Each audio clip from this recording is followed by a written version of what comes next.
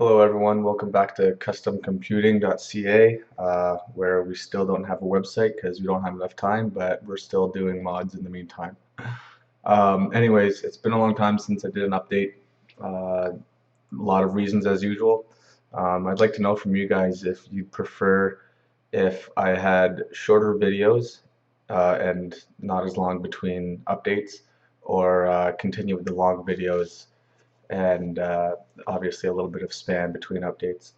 So leave a comment down below. I'll be having a comment contest shortly, and we're going to pick up where we left off here. So where we left off last time, I was having to figure out how I was going to do the configuration with the fittings. I wanted to be as simple as possible with a drain port attached to the reservoir. So I bought a Bits Power valve that I was going to attach to the reservoir there, and have the intake and outtake aligned with the pump, and then have the drain port right there. The configuration took a lot longer than I thought it would, because having to find the exact fittings, lengths, and the exact heights and whatnot is extremely difficult. I'm not too sure how people don't spend hundreds of dollars on excess fittings without without having to know the exact heights. So this is using the EK res. You'll see shortly that things don't turn out as I expected. So the idea was to use the two side ports on the res for the intake and the drain valve. The reason for this is because the two ports on the bottom were not centered. So you can see the two ports on the bottom below my hand. They're off center, and so the res wasn't going to be able to go directly above the pump. It would have to be offset a little bit, which would make it look not centered. So I decided to use the sides to do the intake and drain valve. One of the issues that I had as well was the configuration for the fill loop, but we'll get into that shortly. So as you can see here, the drain valve and the input, the only way to get it straight in line with the pump was to use the side one. So that's what I mean by those two ports underneath. They're not centered, so I wasn't able to keep it directly above the pump with the res directly above. Otherwise I'd have to offset it.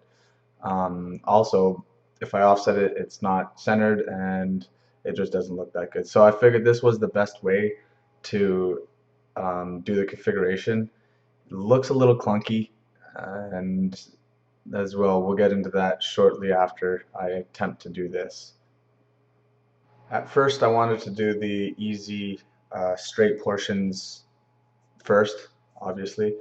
So the graphics cards were the two easiest to do. Basically, you just have to cut the acrylic and to size, and there you go. The next ones I was going to have to do would be either the in and out here, but they were just not lining up exactly to size, and the drain port was actually slightly in the way. So there was going to have to be a reconfiguration of this, or at least a trial test to see if it was up to my standards. The next thing that I had to do was create a direct link into the CPU, except that too was offset slightly, so I was gonna have to do a slight bend on there, and then these are the ins and outs of the rads that I was going to be using. You'll see shortly that this configuration is impossible for filling the loop, and I have to reconfigure the entire thing with a new res. So doing the straight portions of the tubing was obviously the easiest. You just measure out pretty much the approximate length, and a lot of people use that hand saw. I decided to use a Dremel. It's a lot faster. I've seen some people going back and forth with the hand saw and it being a pain in the butt. So literally a Dremel, you just cut it to size, and then you're gonna have to sand it down so it's perfectly straight. But a lot of things with the Dremel were a lot simpler than using a handsaw to get it down. I had a lot of excess tubes, so I wasn't worried about using too much. And there you go. So one of the issues that I had was I was using EK tubing. I was using the thicker tubing, so it's 16 millimeter OD. So I used the thicker outside tubing, but it was a EK tubing. The fittings I used were the Bits Power 16 OD fittings, and these are slightly too small. So having to put this tube inside of the um, Bits Power fittings took some effort. Now, I had some people online tell me that, yeah, they fit, it's fine. I also had Singularity say in one of his videos that he was unable to get them to fit properly to his satisfaction. So I found that if you rounded the corners slightly, um, just the entry point, you can get it pushed in there pretty snug, and there will definitely be no leaks if you actually are able to get it in. So here I am rounding the corners slightly, and I'll show you what it looks like. After that, you basically just sand it down slightly, and once you do get it in, it's a pretty tight fit. But so here you can see the edge there is just slightly rounded off, so you can actually push it into the fitting and it'll snap in. Once I had it rounded off a little bit and sanded, you can see that it's got just a little bit of a lip there in order to bring it into the fitting. Some of this was extremely difficult, and I wouldn't suggest using EK tubing with Bits Power fittings because Singularity was right. They just don't fit, and it's very difficult to put the tube in when it's inside the case. You can force it in outside the case, but once it's in, it's very difficult. All right, so now for the actual first attempt at bending. Um, Talking to Lee from PC Junkie Mods, he informed me that soap in the on the tubing here allows it to go in a lot easier, especially after you make the bends. You need to really take uh, um, that tubing out. And some people use oil, but oil won't ever get out of the loop. So soap is really easy to wash out, and you don't have to worry about it contaminating your loop. So the first thing here is trying to figure out the types of bends you're going to need. I found this very difficult and looked up online to see how people make such perfect bends without making a little bit mistakes or what have you here and there. So finding the right size for the bends was a little difficult, but once I did that, it was not too hard. So because I was using thicker tube, it actually took a lot longer than most reviews on the internet regarding how easy it is to bend. This took quite a while to figure out the exact time that you can take it out because it actually solidified really quickly. So as soon as I would take it off the heat gun and it was mandible and able to be bent, probably within 5 to 10 seconds of it being off the heat, was it already starting to solidify. So there wasn't very much movement to get it from position A to position B. You have to pretty much will know exactly where you're going to bend it and bend it at that exact point because it solidified really fast and it was, unable to be bent until you reheated it. Once I had it in position to where I'd like it to be, it was, it was pretty difficult to get the distances exactly right of the bends because they're so round. A 90-degree bend isn't just there and back. So it took a while for me to figure out the spacing and figure out where the bends are, but eventually I did get it to satisfaction. The most difficult bends were the tubing that had more than one bend in it, obviously. So the easiest one was to go from the GPU to the CPU because it was just a slight angled. I wish it was straight, but unfortunately they're slightly offset. So you can see that they're required to be a little bit of a bend in that tube going from the graphics card to the CPU.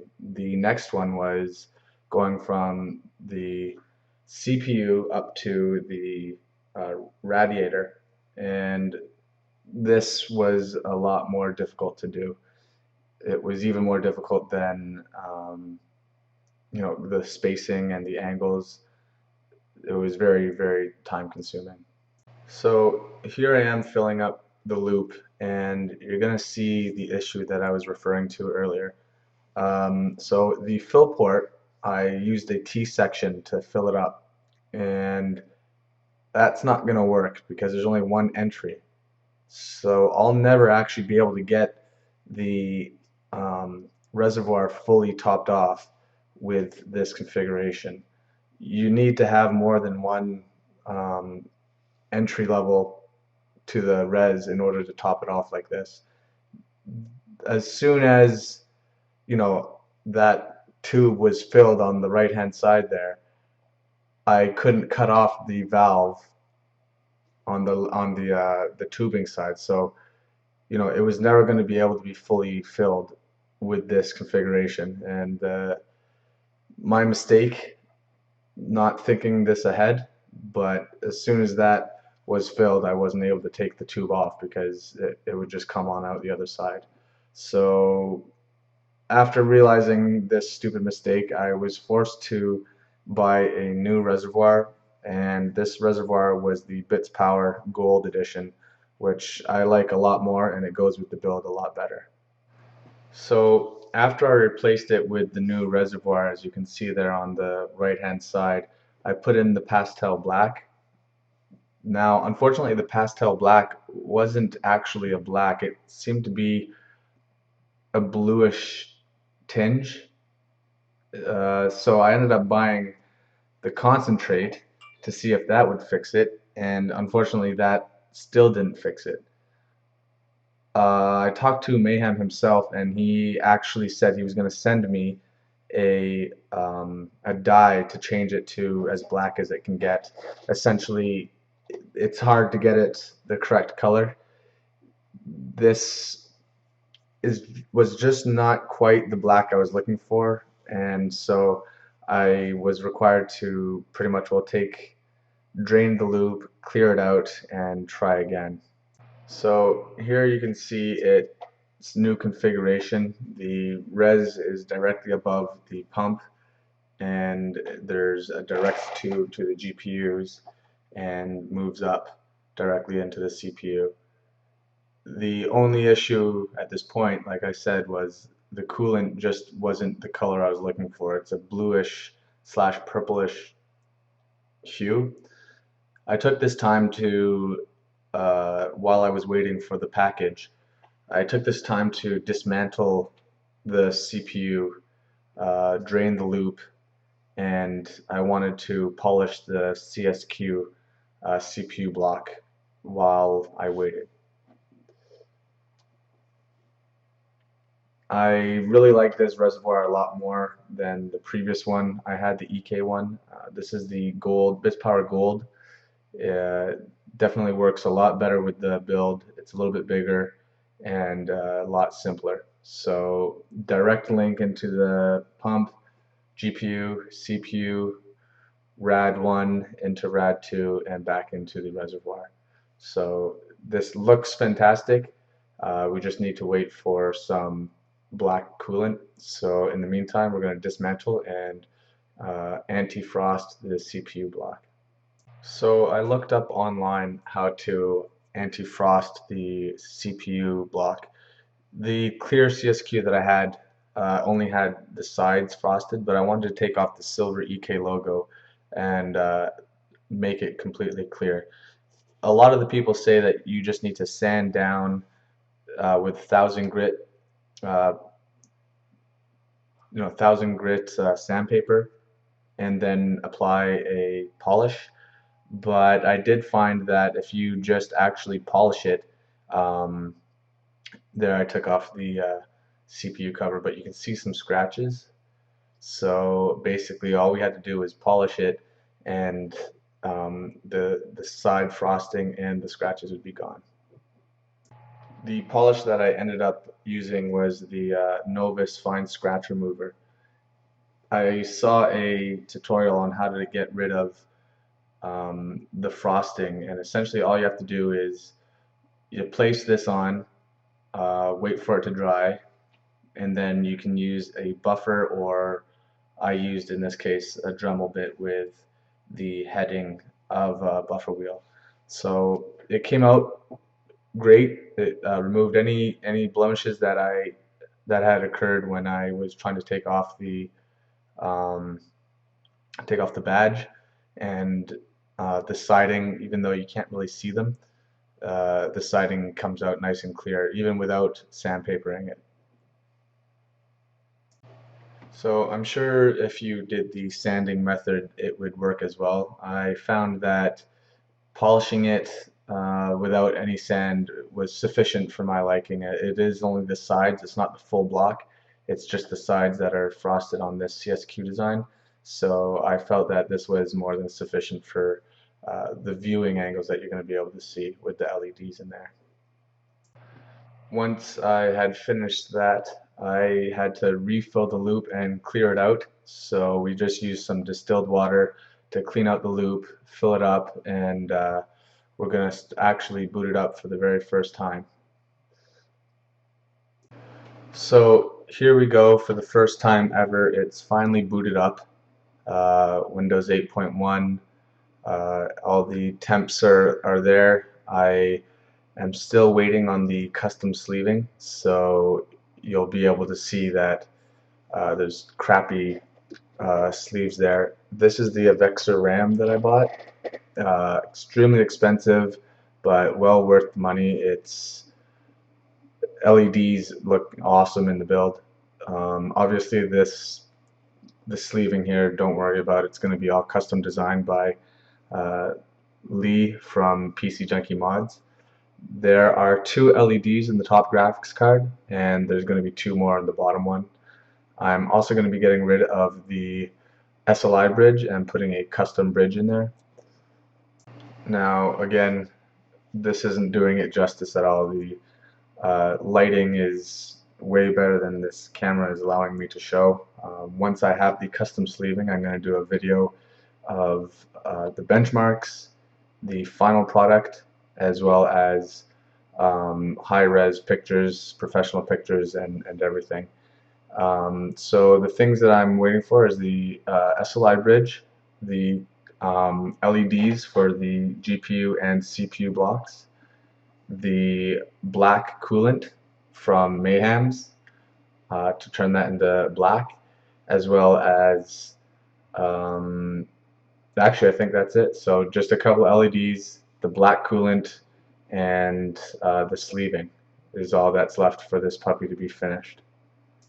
I want to take this time to thank everybody who has been following me and been enjoying this build log. I'd love to hear some more of your comments. I'm hoping to finish this completely before the end of February, which is in a couple of weeks, and then hopefully start on some client builds if I can get some clients.